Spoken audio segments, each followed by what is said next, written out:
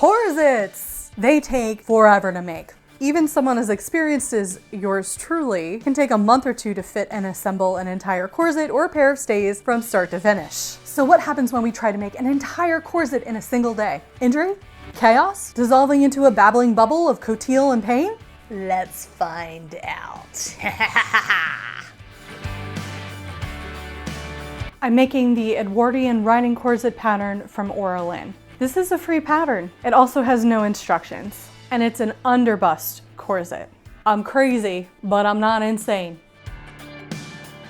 Just like the Walkaway Dress challenge from Stephanie Canada, I have to start this corset first thing in the morning and be able to walk away in it by lunchtime. Except a corset is much more time consuming and challenging than a basic dress, so I'm giving myself an extension and I have to walk away in it by the time I go to bed. I must make time to eat 3 meals, exercise, and go to the grocery store the day of. First 2 are self-explanatory. The third, well, it's my day to go to the grocery store, and if I don't go at a very specific time, I won't get a chance to eat the rest of the week. Since I have to spend an hour tomorrow going to the store at a very specific time, which is generally my most focused and productive time of the day, I'm allowing myself precisely 60 minutes to work on it this evening to make up for that hour gap tomorrow. And I chose to spend that time cutting out and marking the boning channels on all of my cotton canvas interfacing pieces. Because this needs precision and rushing day of do not mix.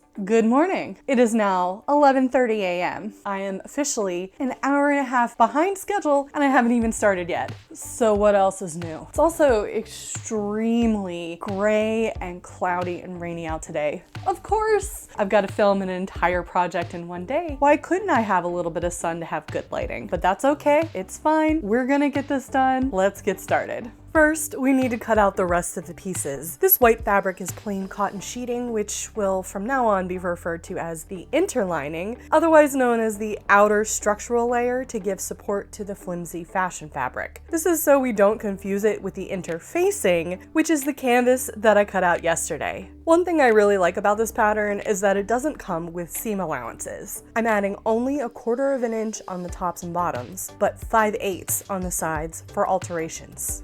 Underbust corsets are great because they don't use a ton of yardage. Great projects to use up that awkward leftover half yard from your other projects. Less if your torso is hobbit-sized, like moi.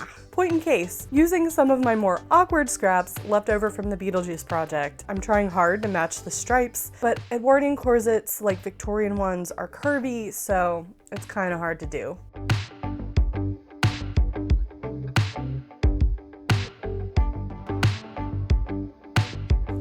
Well, between one thing and another, lunch, going to the store, procrastination, it is now 10 after 2, and all I have done is cut out my fashion fabric and my interlining.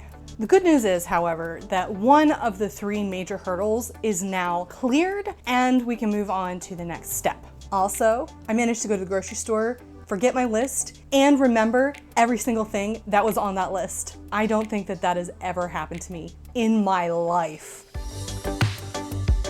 Rev up those engines. It's time to surge.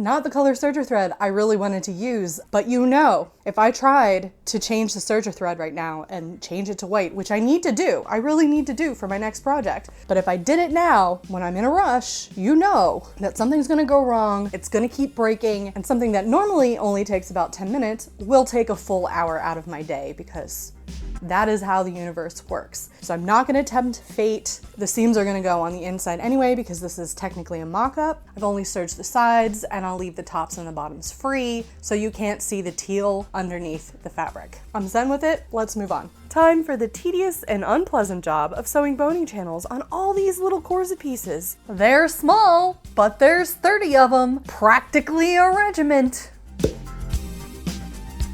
Best practice, as always, start in the middle and work your way out, and do the harder side first so when you get tired, you don't have to think so hard.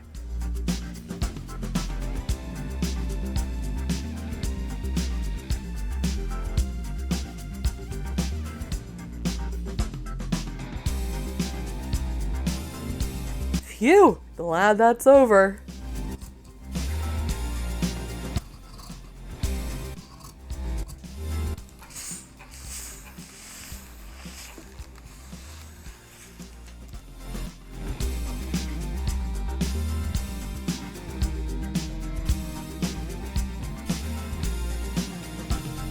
Hurdle number 2.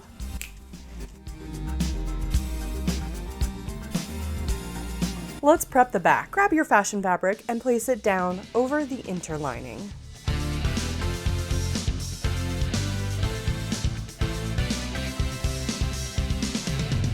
Now to mark for eyelets using my handy dandy eyelet ruler. Since I'm not using any steel in this version, hand-sewn eyelets should hold up fine against the small amount of strain from this corset. I enjoy hand-worked eyelets better than grommets, and frankly, they're faster. I'm also opting for spiral lacing because it's easier to get into when the time comes.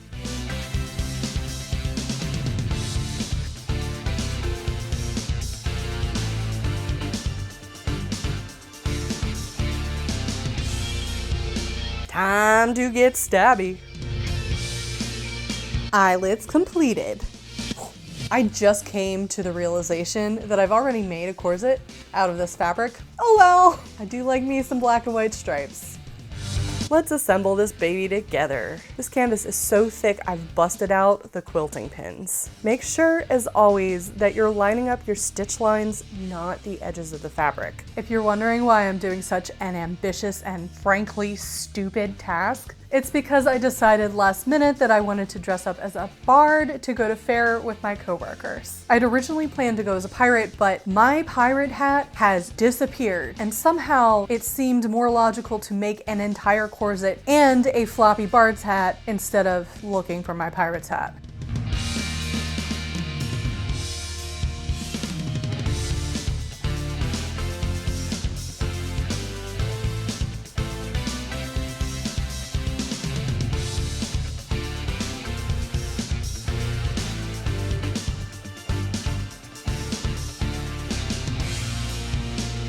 I'm having a hard time remembering which side is the top, so I decided to label the inside with a Sharpie.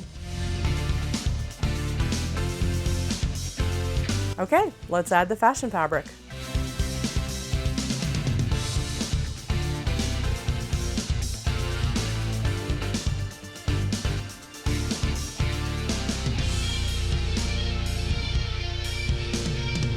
Yay! With that done, we are officially 2/3 of the way through. Yay! Does anybody else have issues with wasps just making themselves at home anywhere on your patio over and over again? If you've ever watched one of my other corset videos before, you know what the next step is. Unfortunately, that means that we have one more major hurdle that we need to tackle. The worst, most tedious, and therefore my least favorite of the entire process. And even though it is now 5:15 and we're about to quickly start losing what little light we have left, I am going to take a break, fortify myself, have a tasty snack and an adult beverage, and then we will get back to doing the next hurdle. I'm like, it's important to sit down and take some time away from your sewing, even when you're panic sewing, because it's when you don't take a break that you start making mistakes, start screwing up and having to rip stuff out, and that often takes longer than giving yourself 20 minutes to relax. Pardon me while I cut the cheese.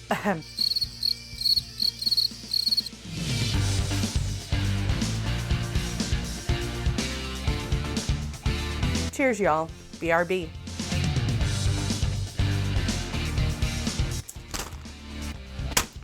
Hey, editing Jackie, cue the music!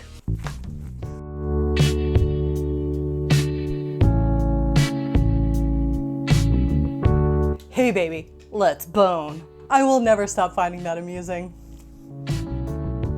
I really hope you're enjoying this chaos. I thought this might be a fun little interim project while I'm furiously sewing 17th century outfits behind the scenes. If you did enjoy it, please consider hitting the thumbs up button and let me know in the comments if you would ever attempt to make an entire corset in a day.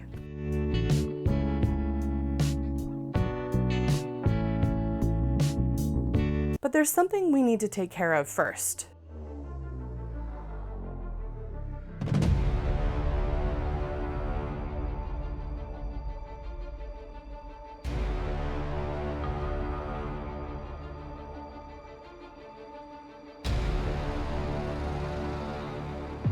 I don't like killing them because they're paper wasps and not really that aggressive, except when you're bothering their nest, which is right next to the door to my outdoor storage. What am I to do? 6 p.m. Let's do this.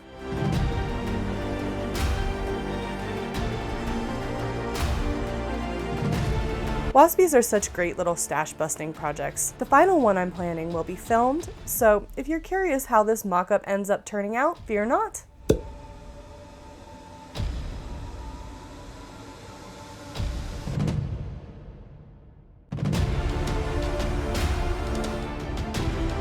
Almost there, just a couple more left.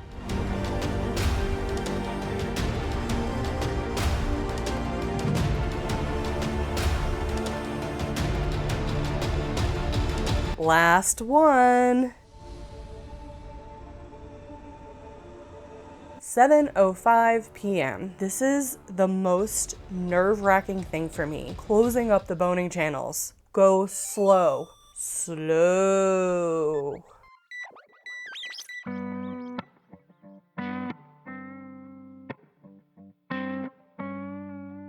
Well, that is the last hurdle, and all of the hard stuff is done. And I cannot believe I'm saying this, but I even still have a little bit of daylight left. I don't even know how I managed it. It feels good. Now, when I was taking my snack break, I did a little bit of a think, and normally when I assemble corsets together, I sort of bind all of the interlining layers first and then add the lining, or in this case, the fashion fabric, on top and hand stitch it over to make it easier to get into the seams to adjust it. However, this is not going to be lined. The seams are on the inside, not the outside, so I don't really need to be able to pull the fashion fabric off to get into the seams to alter it. On top of that, it's not a question of if I need to alter it, it's a question of when I need to alter it, since this is a wearable mock-up and I know that I'm going to need to fix it. And so the longer version, binding it and then hand stitching all of the stuff on top, is actually not as handy as doing it the short way, which is to lay the fashion fabric on top and then just bind it all, because then I only have one seam that I have to take off to alter this corset and get it to fit me the way I want it. I am a little bit sad that it is 7:15 and it's now too late for me to exercise before dinner time. I'd really hoped to get that in, but reasonably, I have done basically an impossible task, so I'm not gonna beat myself up too much about it. So while we still have just a smidge of daylight, let's go ahead and get everything placed and ready for Potato Jackie to hand stitch.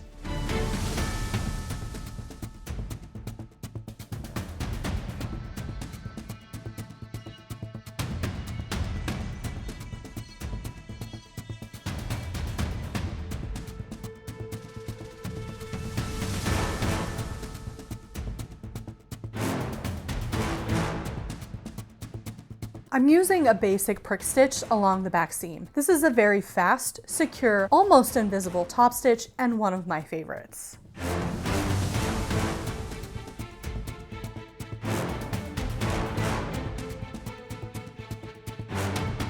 Okay, let's bind. Gotta admit, this process is way faster when you don't have a gazillion tabs to scoot around. Good morning. Nothing like black coffee to wake you up. I finished the last stitch at 12:24 a.m., at which point I was way too potato to be on YouTube. So all in all, it took me just about 13 hours, although there were 2 hours between 7 and 9 where I was cooking dinner, eating dinner, showering, and fixing my hat, which was necessary because it also goes with this outfit. So let's be kind and say 11 hours. Cheers to that.